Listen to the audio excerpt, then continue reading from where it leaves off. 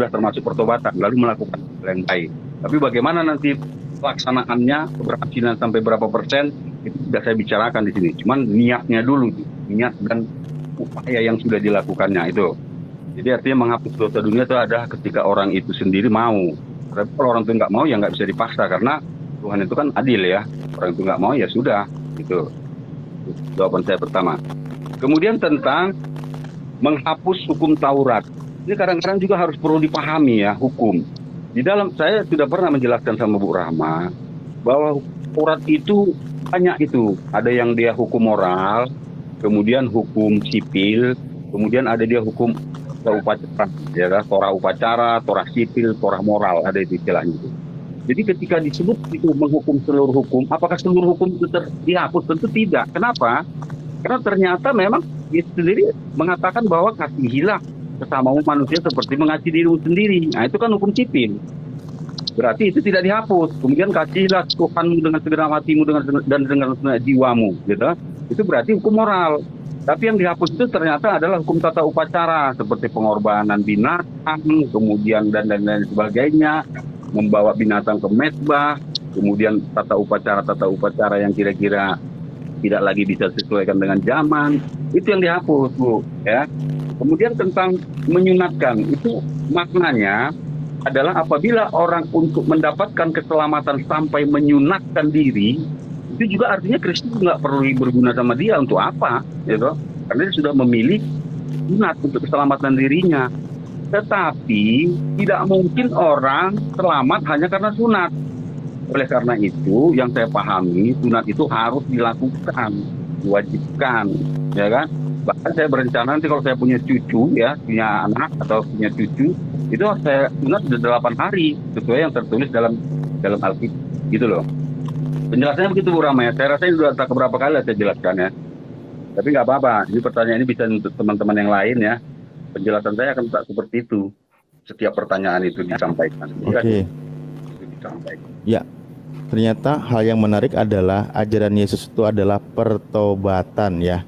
Pertobatan itu adalah tentu juga bagaimana menjalankan juga apa yang diperintahkan ketika dia bersalah dan berdosa maka bertaubat. Nah, sekarang begini, Pak. Pembunuhan Yesus itu termasuk perbuatan dosa atau tidak, dan apa keuntungannya untuk Kristen bahwa Yesus itu terbunuh dan disalib? Itu pertanyaan saya. Karena membunuh manusia yang bersalah setauku adalah perbuatan yang sangat dosa atau dosa besar. Ya, jelas. Makanya ketika Yesus disalib dia berkata, "Ya Bapa, ampunilah mereka." Mengapa disebut ampunilah mereka? Karena perbuatan mereka itu jelas berdosa. Ya, pembunuhan. Apa keuntungannya bagi umat Kristen? Keuntungannya paling ya bahwa umat Kristen mengetahui bahwa Yesus sudah datang dan benar-benar menggenapi hukum. Kitab para nabi, ya. Bahwa dia itu mati, gitu kan. Kemudian jubahnya dibagi-bagi, ya kan, diundi, gitu kan. Nggak bisa menjelaskan kira-kira nubuatan-nubuatan apa aja yang sudah dilakukan Yesus. Saya nanti kurang paham, cuman ada beberapa poin seperti itulah, ya. Kemudian keuntungannya juga yang paling mendasar bahwa kami sudah mengetahui bahwa Yesus itu adalah Tuhan. Mungkin keuntungan yang terbesar bagi kami dengan apa yang dilakukannya. Begitu, Pak Alif. Ya, konsep penyaliban Yesus itu berarti tidak ada pengaruhnya ya dengan keimanan. Tentu ada, Pak Alif, mempengaruhi iman kan. Yang selama ini mungkin orang tidak tahu bahwa Yesus adalah Tuhan, kami umat Kristen jadi tahu, gitu kan. Dengan kedatangannya ke dunia ini, jadi kami tahu ternyata Tuhan ini konsepnya seperti ini, ada Bapa, Putra, dan Roh Kudus. Mempengaruhi juga terhadap iman itu kan. Penyaliban, saya bilang penyaliban Yesus disalib itu tidak ada pengaruhnya terhadap keimanan atau tidak ada pesan tentang keimanan. Ada, Pak. Pesannya kan begini. Coba jelaskan. Iman kami itu kan berbicara tentang hukum, ya. Ada di dalam perjanjian lama yang dinubuatkan begini bla bla bla bla, gitu kan. Kan ini sedang bertanya-tanya ini. Ketika sedang apa yang dinubuatkan itu belum terlaksana, itu kan menjadi suatu iman yang masih mengambang, ya. Tapi dengan matinya Yesus disalib, berarti keimanan kami semakin kokoh. Oh, benar rupanya apa yang sudah dituliskan di dalam perjanjian lama itu nyata di dalam perjanjian baru. Dia mati dibunuh, dia dibagi-bagi, istilah jubahnya diundi lalu dibagi-bagi, dan bla bla bla lagi lah lain-lain. Itu mempengaruhi imannya. Jadi semakin kokoh dia, gitu Pak Ali. Oke. Baik, saya bisa Bapak jelaskan di Roma 3 dari 23 sama 24. Aduh, bentar.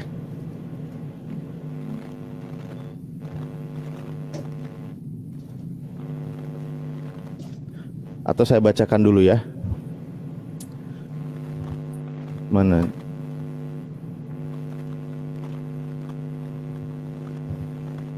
Roma di 23, karena semua orang telah berbuat dosa dan telah kehilangan kemuliaan Allah, dan oleh kasih karunia telah dibenarkan dengan cuma-cuma karena penebusan dalam Kristus Yesus. Karena Yesus telah ditentukan Allah menjadi jalan pendamaian karena iman dalam darahnya. Itu apa pesan yang ada di situ?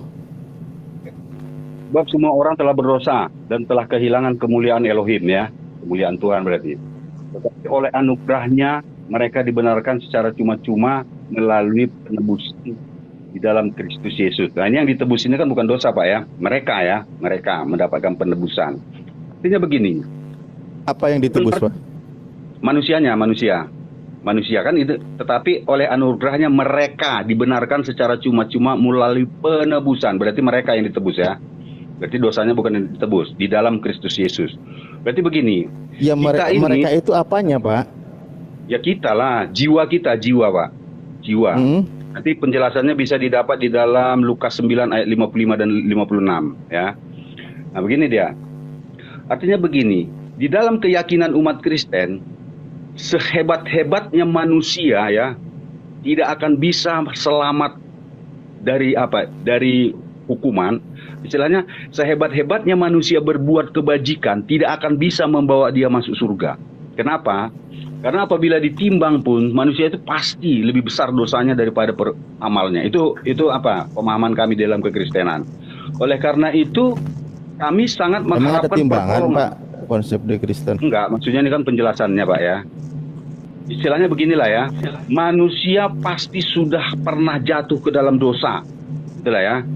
Jadi dosa itu hanya bisa dihapus oleh Tuhan itu sendiri. Bagaimana Tuhan itu menghapus dosa itu? Ya melalui pertobatan, gitu. Tetapi kalau manusia hanya mengandalkan perbuatannya saja, ya, dia tidak akan bisa masuk ke dalam surga. Makanya sebab otoritas memasukkan manusia itu ke dalam surga hanya Tuhan, dan manusia tidak akan mampu melakukan itu. Oleh karena itu di dalam keimanan Kristen maka Tuhan itu sendiri yang datang untuk menyelamatkan kita, gitu. Karena manusia tidak akan bisa selamat oleh karena amal dan perbuatannya. Gitu ya. Bapak anak Medan, ajaran para nabi itu tidak ada yang salah dari dulu mengajarkan tentang pertobatan, Pak. Bagaimana di kitab Yeskiel juga di situ begitu indah pesan tentang pertobatan dan selamat gitu. Dan seterusnya para nabi ajarannya. Ada aturan-aturan di dalam kitab Taurat. Nah, begitu juga Yesus datang, dia mengembalikan aturan itu dan dia mengajarkan kebaikan. Makanya tadi saya pertanyakan adalah karya penyaliban Yesus ini apa fungsinya dalam keimanan? Ternyata tidak ada, kan? Tidak ada, bahwa tetap Yesus itu menghapus dosa dunia dengan mengajarkan pertobatan. Jadi penyaliban itu adalah hanya bagaimana justru adalah rencana jahat orang-orang, di antaranya ada peran iblis di sana dan juga ada Yudas, dan di situ hanya perkara kejahatan saja gitu kan, menyalib orang yang tidak bersalah, tidak ada kaitannya dengan keimanan Anda yang berhubungan dengan penebusan dosa, kan gitu. Ini pemahaman Pak anak Medan kan yang ini. Nah, sekarang begini, Pak, permasalahannya lagi, timbul banyak permasalahannya adalah bagaimana ketika dari dulu Tuhan itu mengutus para nabinya, memberikan wahyu kepadanya, mengajarkan tentang kebaikan, mengajarkan tentang Tuhan yang esa, lalu mengajarkan tentang pertobatan dan seterusnya. Selalu ada yang membangkang. Begitu juga yang Anda yakini Tuhan yang turun sendiri ke bumi ini mengajarkan juga dengan pertobatan, malah Tuhannya yang dibunuh oleh manusia. Ini sama aja Anda sedang menghinakan Tuhan Anda kalau begitu. Dan pembunuhan Yesus ini adalah tidak ada kaitannya dengan penebusan dosa. Padahal sudah saya jelaskan dari Pak Alif, ya, bahwa kedatangan Yesus itu untuk meneguhkan semakin kuatnya iman kami itu. sehingga karena dia menggenapi nubuatan-nubuatan yang tertulis dalam perjanjian lama itu ya. Mempengaruhi iman, Pak. Iman yang selama ini bertanya-tanya akhirnya terjawab. Ketika iman itu terjawab, kan semakin terpenuhi, itu ya. Berbicara tentang pertobatan itu sebenarnya ya kalau menurut saya bukan untuk kita masuk ke surga, bukan. Ya, kenapa? Karena untuk kita masuk ke surga itu otoritas Tuhan. Saya tidak bisa mengatakan, oh saya baik, saya harus masuk surga. Nggak bisa seperti itu. Kenapa? Karena Nabi juga akan berkata, bukan karena amal perbuatanku makanya aku masuk surga nantinya, katanya. Bukan, tapi oleh karena kehendak yang maha kuasa. Jelas ya? Ini nanti bisa Bapak cari gitu. Jadi pertobatan itu sebenarnya adalah suatu tindakan untuk meninggalkan hal-hal yang jahat dan melakukan hal-hal yang baik. Ini sangat berguna bagi manusia. Kenapa? Ingat, dengan pertobatan itu loh, maka dunia ini akan, ketika orang meninggalkan hal-hal yang jahat, maka akan terbentuk suatu situasi dunia ini yang damai tenteram. Kan itu. Karena memang ya Tuhan menginginkan ya kan menempatkan manusia di dunia itu sebagai ya hidup dalam ketentraman, kedamaian. Tetapi keinginan-keinginan manusia inilah yang membuat manusia itu sehingga melakukan hal-hal yang jahat. Oleh karena itu kita untuk bertobat, meninggalkan yang jahat, melakukan yang baik. Baik, gitu loh. Baik. Dalam keyakinan Pak Ginting bahwa terjadinya penyaliban dan pembunuhan terhadap Yesus itu perkara hanya kejahatan saja yang dilakukan oleh orang yang tidak suka kepada Yesus, itu ya poinnya. Jadi tidak ada perkara hal penebusan dan lain sebagainya. Makanya saya tadi mempertanyakan, saya kembali kepada ayat yang tadi ditanyakan di Roma 3 itu, bahwa saya coba baca ulang ya. Dan oleh kasih karunia telah dibenarkan dengan cuma-cuma karena penebusan di dalam dalam Kristus Yesus. Kristus Yesus telah ditentukan ditentukan Allah menjadi jalan pendamaian karena iman dalam darahnya. Hal ini dibuatnya untuk menunjukkan keadilannya, karena ia telah membiarkan dosa-dosa yang telah terjadi dahulu pada masa kesabarannya. Di poinnya apa? Bapak yang bisa mau jelaskan lagi? Poinnya apa? Iya, Bapak bisa jelaskan di ayat ini nggak? Bagaimana juga dia Kristus Yesus telah diam. Ya, Bapak jelaskan dulu aja. Enggak. Ini berkaitan juga nggak dengan penyaliban, dengan pembunuhan Yesus? Bisa dikaitkan. Makanya poin yang mau Bapak sampaikan apa supaya nanti saya fokus menjawabnya. Waduh, saya baca ulang kalau gitu ya, biar Bapak juga bisa nangkap. Oke, saya baca. Karena semua orang telah berbuat dosa dan telah kehilangan kemuliaan Allah, dan oleh kasih karunia telah dibenarkan dengan cuma-cuma karena penebusan dalam Kristus Yesus. Ini yang perlu Anda jelaskan. Kristus Yesus telah ditentukan Allah menjadi jalan perdamaian karena iman dalam darahnya. Oke, silakan di situ Bapak jelaskan dulu. Karena saya tidak boleh asumsi kitab Anda. Oke ya. Tetapi oleh anugerahnya mereka dibenarkan secara cuma-cuma ya, melalui penebusan di dalam Kristus Yesus ya. Anugerahnya itu ya Yesus itu ya. Makanya kalau kita baca nanti di dalam Yohanes 3 ayat 16, begitu besar Tuhan akan dunia sehingga mengaruniakan ya. Karunia itu kan istilahnya pemberian anugerah secara spiritual ya. Sedangkan anugerah itu adalah sesuatu yang yang tidak layak kita terima gitu. Seharusnya kita tidak pantas menerima itu. Tapi karena si Tuhan itu maka kita diberi anugerah gitu ya. Jadi anugerah itu adalah sesuatu yang kita terima bukan karena perbuatan kita, berdasarkan perbuatan kita, tetapi karena pemberian cuma-cuma ya Pak ya. Nanti bisa Bapak baca kalau di dalam pengertian anugerah itu apa, karunia itu apa gitu. Ya berarti tidak disuruh bertobat kalau gitu Pak, di sini Pak. Fokus di Roma ini. Pak, begini Pak, kan sudah saya bilangkan ya. Ada hal cuma-cuma yang diberikan penebusan ini kan dalam Kristus Yesus ya, sebelum ke darahnya nanti. Gini Pak ya, sebentar saya bilang. Kan saya bilang gitu tadi dari awal ya, bahwa secara hitung-hitungan di dalam konsep kekristenan tidak ada seorang pun yang bisa mampu ya untuk menyelamatkan dirinya oleh karena perbuatan baiknya ya. Itu hitung-hitungan di dalam konsep kekristenan. Jadi sebaik apapun orang itu, menurut Kristen tidak akan mampu untuk membawa dia ke surga, ya toh? Tetapi dia masuk surga karena anugerah, pemberian Tuhan gitu. Kalau dia tidak diberikan itu, maka dia tidak akan bisa masuk. Pasti akan masuk ke dalam neraka dia. Saya rasa mungkin bisa Bapak jelaskan nanti, setiap umat juga akan masuk ke dalam neraka, mendatangi neraka kan, tapi dari sana diselamatkan. Ini nggak usah kita bahas lah itu, tapi akan saya jelaskan seperti ini gitu ya. Wah, secara hitung-hitungan, buatan baik manusia tidak akan bisa membawa dia ke dalam surga. Oleh karena itu dia diberi anugerah dengan cuma-cuma, ya kan? Anugerah itu cuma-cuma karena nggak ada perbuatan manusia yang baik untuk mendapatkan anugerah itu sebenarnya, tapi diberikan cuma-cuma.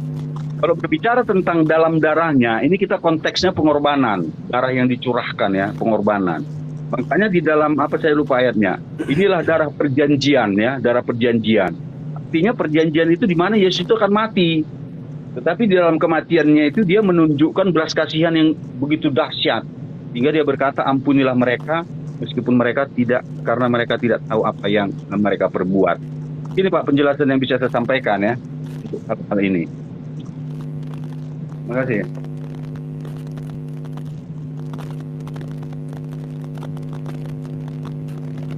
Oke, ini Gurunda sudah kembali. Ada yang mau ditanggapi dulu, Gurunda?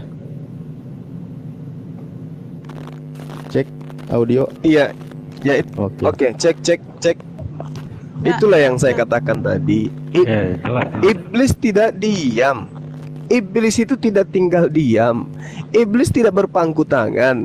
Iblis akan menyeret anak keturunan Adam kepada dosa kekal. Apa itu? Menggantikan Tuhan pencipta langit dan bumi untuk disembah, menggantikan dan mengangkat oknum lain untuk disembah. Itu pekerjaan iblis. Itu udah pasti itu. Oleh karena itulah kemudian agar supaya objek yang ditunjuk sebagai pengganti ini diimani sebagai Tuhan itu sendiri, macam propaganda dilakukan. Di antaranya mematikan akal sehat. Kedua, membatalkan firman Tuhan. Keempat, melantik orang-orang yang tidak punya kompetensi, bukan nabi, bukan rasul, menjadi nabi dan menjadi rasul. Itu. Tapi saya tidak menuduh. Tapi bisa dituduhkan itu kepada umat Islam, bisa juga dituduhkan kepada umat Kristen. Sekarang mari kita teliti. Di mana iblis itu pernah menyuarakan bahwa objek ini adalah Tuhan? Di mana iblis itu pernah berkarya bahwa dia ini adalah utusan Tuhan, titisan Tuhan, dan iblis sendiri yang mengambil peran? Di mana kemudian iblis pernah kemudian merasuki manusia untuk kemudian menyembah kepada satu objek yang bukan Tuhan? Itu indikasinya sudah sangat jelas itu. Jadi iblis itu tidak diam. Iblis itu bekerja terus untuk kemudian menyeret anak keturunan Adam jatuh kepada dosa kekal. Apa dosa kekal itu? Menggantikan pencipta langit dan bumi dengan sembahan-sembahan lain.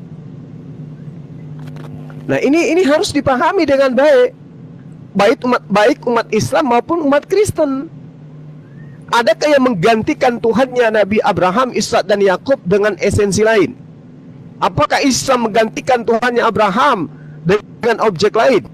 Apakah orang Kristen menggantikan Tuhannya Abraham dengan objek lain? Ini yang perlu diselidiki dan diketahui. Kalau dua agama ini salah satunya ada yang kemudian titisan dari iblis. Saya yakin kalau agama yang lain tuh udah jelas tuh, itu nggak masuk dalam hitungan. Tapi dua agama ini, salah satu di antara dua agama ini ada ajaran iblis di dalamnya. Nah sekarang mari kita lihat agama mana, ajaran mana yang doyan darah. Ada ajaran mana yang doyan penyembahan terhadap roh-roh. Ajaran mana yang doyan penyembahan terhadap makhluk. Itu dulu. Ajaran mana yang ajarannya tidak rasional. Nah ini penting untuk dikaji supaya kita tahu, supaya kita sampai kepada pucuk tertinggi, yaitu esensi kebenaran yang berasal dari Sang yang Maha Benar. Demikian sementara, silakan. Oke, makasih Pak Juma. Buat pikiran saya terbuka ya. Gini, ketika ada orang menyembah sesuatu dan diyakininya itu adalah Tuhan, ya. Saya ulang ya kalimatnya ya. Ketika ada orang menyembah sesuatu tapi yang diyakininya itu adalah Tuhan, artinya dia menyembah Tuhan, ya. Perhatikan kalimatnya itu ya. Tetapi ada seseorang yang sujud kepada yang diyakininya itu adalah manusia, itu menyembah manusia. Saya menyembah Yesus karena saya menyembah Yesus, saya taat, saya ikuti segala perintahnya itu, karena saya yakini dia Tuhan. Artinya saya taat kepada Tuhan. Tetapi ada manusia, sudah tahu dia itu manusia, tapi diyakininya, ditaatinya, bahkan dicintainya melebihi dirinya. Itu sama artinya penjelasan bahwa dia taat kepada manusia. Ini konteks kalimat narasinya dulu ya. Ini yang akan saya jelaskan. Tidak ada satu pribadi pun yang pernah menyuruh makhluk menyembah makhluk kecuali Tuhan Allah memerintahkan malaikat sujud kepada Adam. Ya, itu nanti mungkin Pak Juma bolehlah menjelaskan kenapa Allah memerintahkan.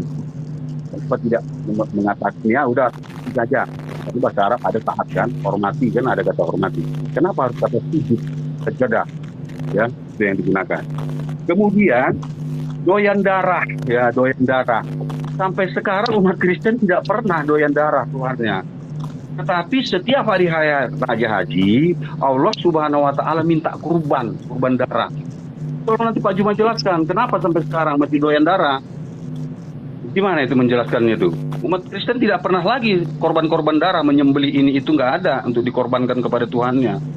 Tetapi sampai sekarang hanya umat Islam yang senantiasa mengorbankan, mengucurkan darah untuk memuji dan memuliakan Tuhannya melalui kehidupan sosial. Ya, tolong silakan Pak, jelaskan. Terima kasih.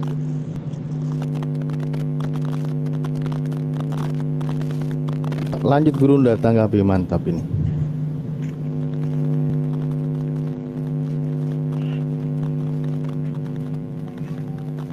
Waduh, suaranya hilang lagi kayaknya Guru. Cek. Dia di gunung dia. Mungkin jaringannya tidak bagus. Cek 1 2 3 dicoba 3 2 1 baca.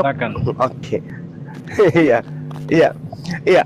Jadi terkait kurban hewan itu ajaran dari dulu. Nabi Ibrahim alaihissalam tadinya diperintahkan korban manusia anak tunggalnya. Tapi kemudian Allah menggantikannya dengan hewan. Sekarang yang ada di hadapan kita kebalik. Yang tadinya perintahnya kurbannya hewan diganti kurbannya manusia. Ya. Ini Tuhan mengatakan di dalam kitabnya Bani Israel. Contoh saya bacakan ya supaya kita paham ini ya. Dikatakan ki yirhaq mimmeka hamakko asribar yothe pafe eloheka.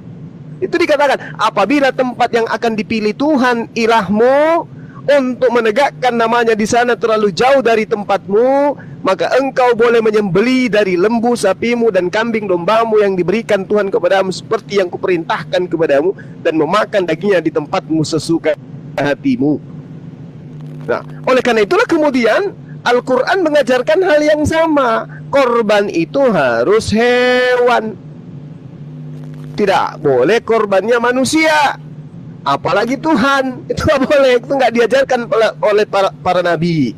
Nah, kalau dikatakan bahwasanya umat Islam itu doyan darah Allah Subhanahu wa Ta'ala, itu doyan darah, ingat. Yesus mengajarkan dalam Matius 8 nomor 4 kurban harus hewan. Islam mengajarkan kurban harus hewan. Ya, Tuhannya Bani Israel mengajarkan kurban harus hewan. Lalu dari mana ajaran ini muncul kurbannya harus manusia?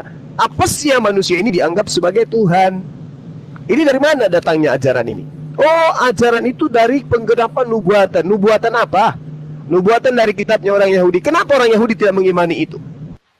Kenapa justru orang yang di luar Yahudi yang mengimani itu? Yang lebih paham tentang kitabnya orang Yahudi siapa sebenarnya? Umat terjemahan atau mereka yang paham original teks? Nah, inilah yang perlu dipahami secara mendetail.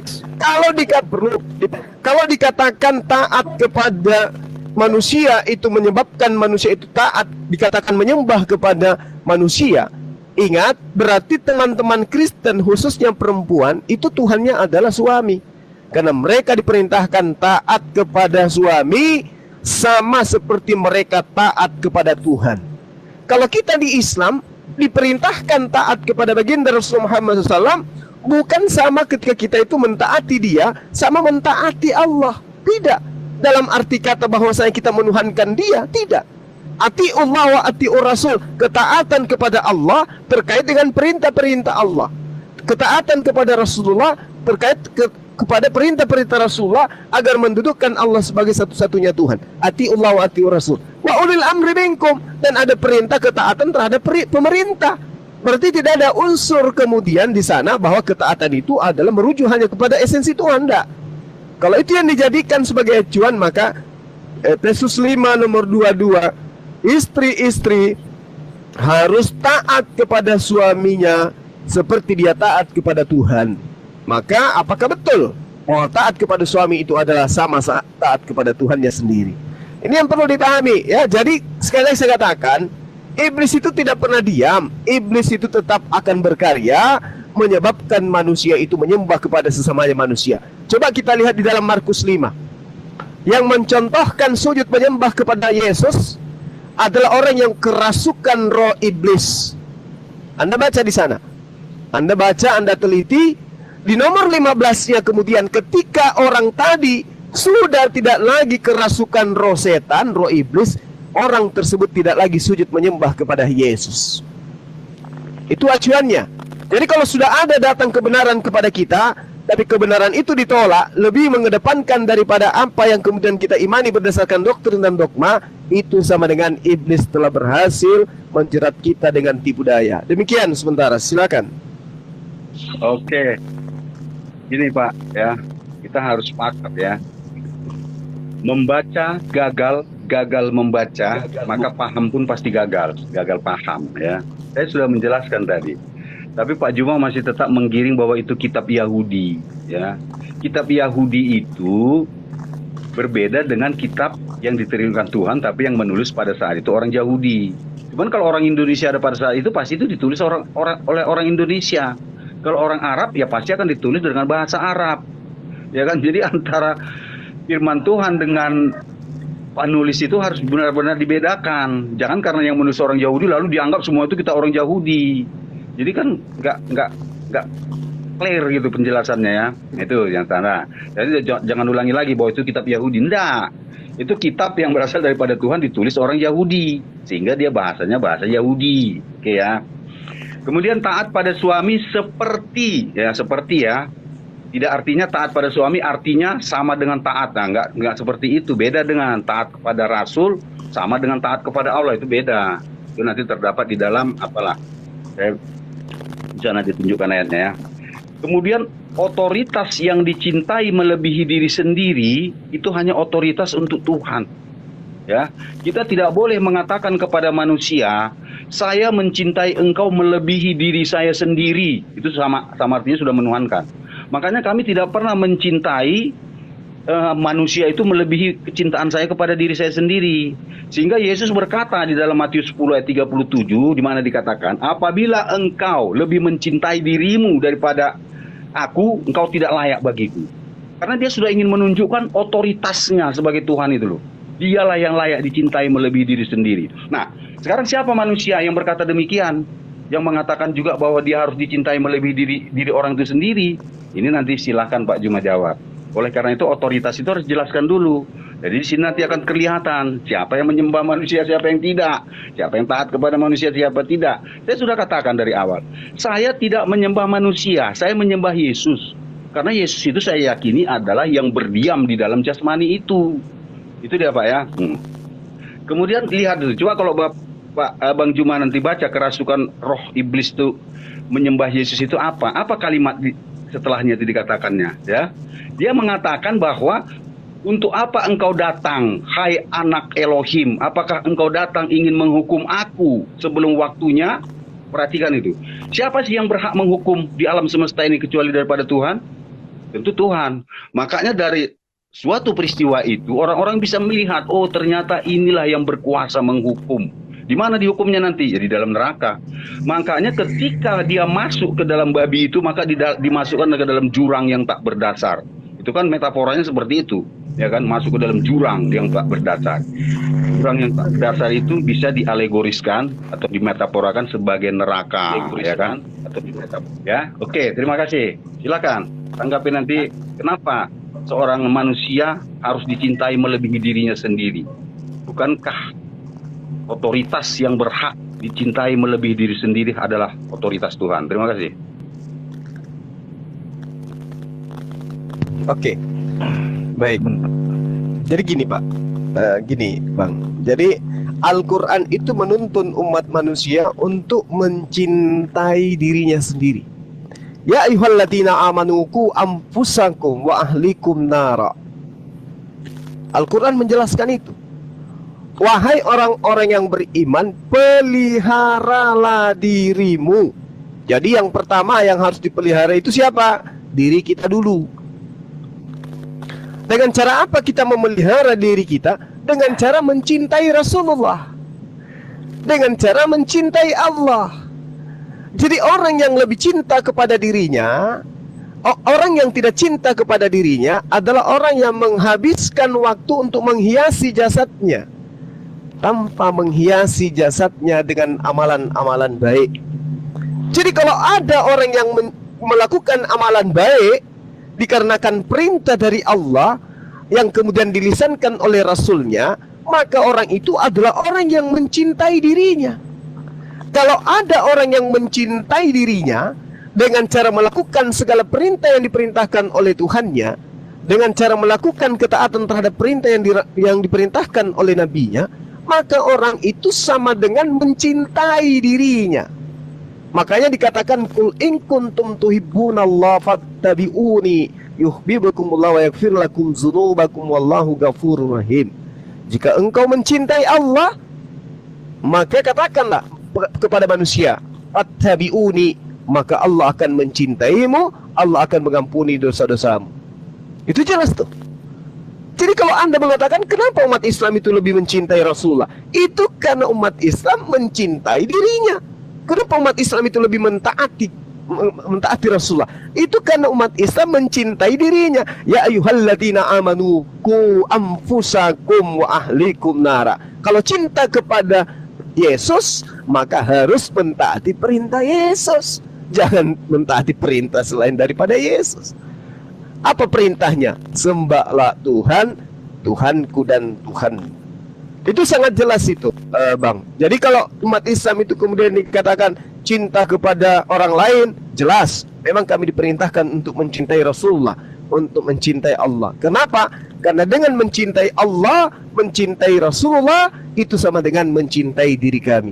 Tapi kalau kami melalaikan perintah Allah, tidak taat kepada Rasulullah, itu kami sama dengan tidak mencintai diri kami. Artinya kami menzalimi diri kami untuk terjerumus ke dalam api neraka. Orang-orang mukmin yang cinta kepada dirinya sudah pasti memperhitungkan keselamatan dirinya. Dengan cara apa? Dengan cara mentaati Allah dan Rasulnya. Itu yang dipahami. Jadi jangan disalahartikan taat kepada Rasulullah lebih cinta kepada Rasulullah daripada diri. Tidak. Ketaatan umat Islam kepada perintah Allah dan Rasulnya itu adalah cerminan kasih sayang manusia itu terhadap dirinya. Itu sudah pasti itu. Tapi manusia yang tidak cinta kepada dirinya pasti mengabaikan perintah Allah dan perintah Rasulnya. Demikian sementara.